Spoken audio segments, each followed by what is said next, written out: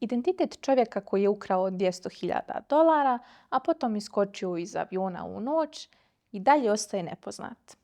Ko je bio D.B. Cooper? 24. je novembar 1971. godine na aerodromu u Portlandu. Ulazi srednjovječni čovjek obučen u odijelo. Ukrcava se na let 305 i naručuje sodu i bourbon. A potome stjuardesi dodaje papirić. Na ovom papiriću on govori kako ima bombu i zahtijeva od nje da sjedne pored njega. Uplašena stjuardesa sjeda, a on joj pokazuje mehanizme i žice koje krije u torbi.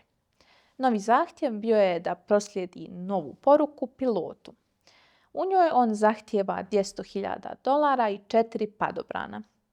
Nakon što su izvršili razmjenu i ispunili D.B.-jeve zahtjeve, on je imao novi. Sada treba da krenu prema Meksiku. Negdje na putu između Seattla i Rina, jedna od stjuardesa primijetila je da D.B. više nije u avionu. Iskočio je. Nakon toga uslijedila je istraga FBI-a u kojoj je ispitano 800 ljudi i na desetine dokaza. Ipak, iako su imali nekoliko glavnih osumnjičenih, identitet D.B. Coopera nikada nije u potpunosti potvrđen.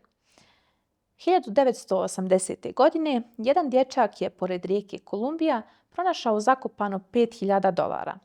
Serijski brojevi podudarali su se sa onima koje je D.B. te noći dobio. D.B. Cooper u medijima je ostao prava misterija, a kroz razne teorije zavjera i filmove koji su snimljeni, od čovjeka koji je bio otmičar i ukrao novac, postao je heroj.